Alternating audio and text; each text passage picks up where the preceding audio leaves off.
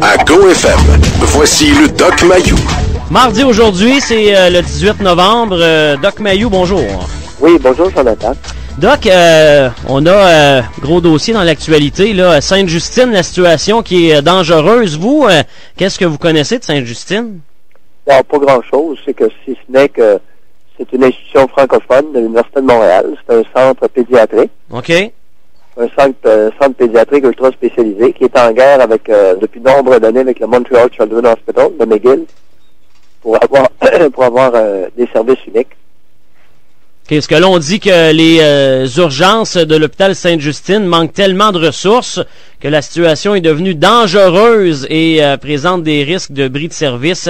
C'est ce qu'affirme un document interne de l'hôpital pour enfants. Est-ce qu'on doit s'inquiéter avec ça ou c'est presque normal dans un contexte? Jonathan, souvent dans la vie, on récolte ce qu'on sème. Oh, c'est vrai ça. Alors, c'est une institution qui a voulu centraliser des services, voulant être bonne. Et je dois te dire bien humblement qu'il se pourrait que c'est un gros lastique qui leur pète en pleine face. Alors, ils ont centralisé, par exemple, le traitement de l'anorexie pour tout le Québec. Tu sais, ils voulaient être bons avec les meilleurs, puis avoir tous les budgets, puis éliminer le Montreal Children. Et là, ça leur pète en pleine face.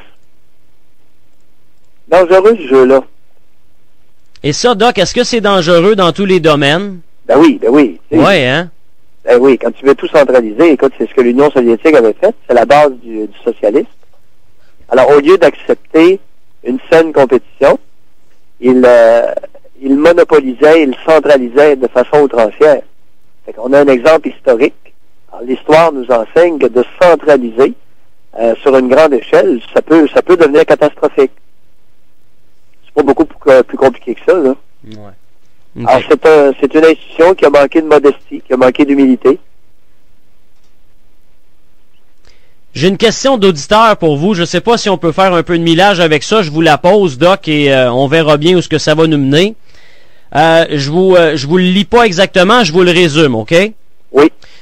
Et là, moi, ça me fait tellement drôle de recevoir ça, mais c'est que le gars passe par moi, mais il parle, dans le courriel, c'est comme si c'est moi le psy ou le Doc Mayou, tu sais, fait que je me suis laissé pousser à la barbe, Doc, pour vous lire ce courriel-là. Allons-y. Ouais, le gars, ce qu'il dit, c'est qu'il est en couple depuis 12 ans, OK? Oui. Il n'y a pas d'enfant dans le portrait, sauf que lui, il consomme de la pornographie via Internet. Oui. Et là, il se pose la question suivante. Est-ce que je suis dérangé parce qu'il est comme rendu addict un peu d'une certaine façon? Est-ce que je suis dérangé? Est-ce que parce que veut pas, il a peur de se faire pogner par sa blonde? Et là, il demande, c'est-tu moi qui ai un problème? Ben, à partir du moment où il a peur de se faire pincer, de se faire pogner par sa blonde, comme tu dis, c'est là qu'est le problème. OK. Pourquoi? Alors, c'est une attitude puérile d'adolescent qui craint de se faire prendre par sa mère en train de se masturber. Et c'est le propre de beaucoup d'hommes au Québec. Alors, c'est un signe d'immaturité, d'infantilisation excessive qu'il a vécu. Et je trouve ça très intéressant. Est-ce qu'il y a une façon... Bon, là, je dis... Et plus il craint de se faire pincer par sa blonde, plus inconsciemment, il se tourne vers la pornographie et s'éloigne de la compagne en question qui devient de plus en plus comme une mère, comme sa mère répressive. Donc, lui, ce qu'il développe, il développe qu'il n'y a plus aucun attrait sexuel envers sa blonde qu'il y a depuis 12 ans. Il va en avoir de moins en moins. Et là, ça devient comme une mère. Hey, c'est atroce ce que vous dites, Doc. Oui. Et ça peut, c'est ce qu'on appelle le phénomène de transfert, c'est-à-dire voir l'autre non pas comme il est, mais comme quelqu'un de signifiant et conflictuel qu'on a déjà connu dans le passé. OK. Et dans c'est très intéressant comme courriel et très, très fréquent dans les relations conjugales au Québec. Puis, et ça rejoint exactement ce qu'on disait hier. À partir du moment où les relations sont malsaines, ben, il y a toutes sortes de travers qui se développent. Alors, ça, c'est sûr. Alors, ça, des fois, ça peut aller loin puis pas à peu près, là. Ouais.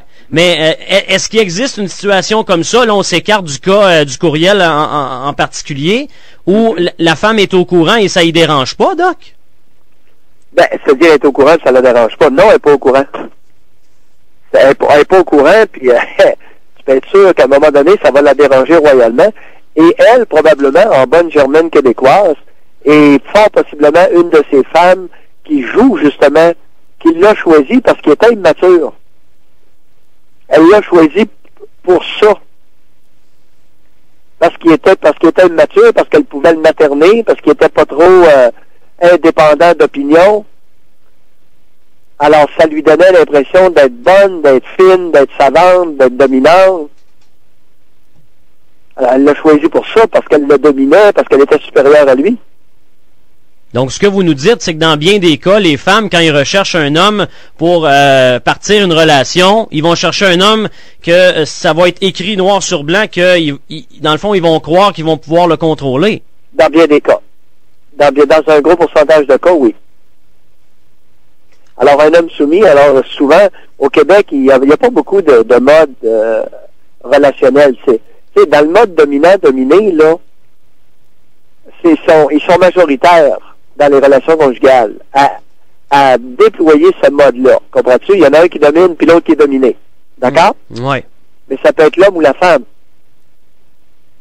Alors, dans ce jeu-là, si c'est la femme qui veut être dominée, ben là, elle se prend un batteur de femme, un contrôlant, un possessif, un jaloux morbide. D'accord? Mm-hmm. Et de l'autre côté, ben là, elle se prend, si c'est la femme qui veut être dominante, une mitaine. Elle prend une mitaine, un tapis, ce genre d'individu-là. Mais alors, il y a très peu de rapports égalitaires. Ouais, OK. C'est-à-dire d'adultes qui établissent des rapports égalitaires respectueux. Ce n'est pas le mode prévalent au Québec. C'est un très petit pourcentage de couples qui fonctionnent de façon égalitaire et respectueuse. Mais Doc, et c'est très difficile à déployer, à vivre une relation de cette façon-là. OK. L'homme de 40 ans qui aujourd'hui est une mitaine, est-ce qu'il y a moyen de faire de quoi avec ou c'est bonsoir la visite, il est comme ça, il est comme ça? Dans la plupart des cas, ça va être très difficile. Cependant, je dois te dire que l'émission que j'ai tenue à CKAC a eu un impact majeur à ce niveau-là. Et j'en ai encore des témoignages, ça fait 2 ans que l'émission est cessée, et j'en ai encore des témoignages, tu n'aurais pas idée comment. Que vous avez... Il y a énormément d'hommes que ça les a stimulés. OK, exact. À prendre conscience du mode de relation qu'ils s'établissaient avec la compagne. Et c'est pour ça qu'il y a beaucoup de femmes qui naissent et beaucoup d'hommes qui l'aiment. Il y a beaucoup de femmes qui ont perdu leur hégémonie, qui ont perdu leur statut de dominante dans la relation conjugale.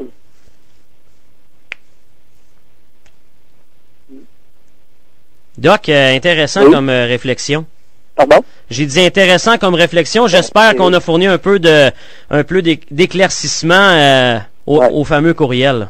Oui, à partir du moment où on devient conscient, qu'on se met à regarder quel genre de relation j'ai avec ma compagne ou mon compagnon, et quel mode de relation. Est-ce que c'est égalitaire? Est-ce que c'est dominant-dominé? Est-ce que c'est toujours le même qui mène puis le même qui obéit? Seulement ça, à partir du moment où on se permet de regarder ça, ça conduit à une prise de conscience, c'est-à-dire à voir ce qui se passe.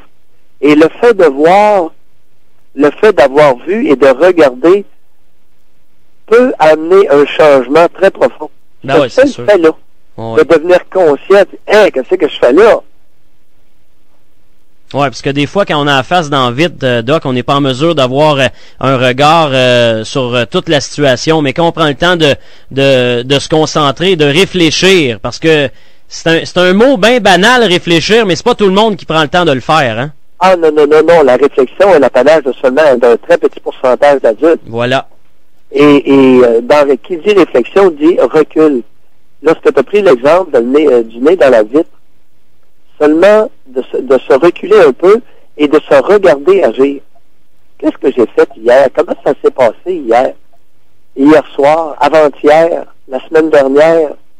Comment ça se passe? Qu'est-ce qu'elle fait habituellement? Qu'est-ce qu'il fait habituellement? Comment il réagit habituellement? Ouais. Et c'est le mot habituellement. Il faut que ce soit plus qu'une fois. Ouais, c'est ça. OK. Ça fait plusieurs occasions, plusieurs petits exemples d'attitude. Là, ça devient significatif. OK? Merci, Doc. Bonne journée. Salut, Jonathan. Ciao, à demain. C'est le docteur Guéridou qui a un remède à tout. C'est le docteur Guéridou qui a un remède à tout.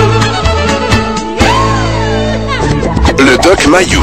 Du lundi au vendredi à 8h05 et 17h45. À GoFM. Latitude Rock.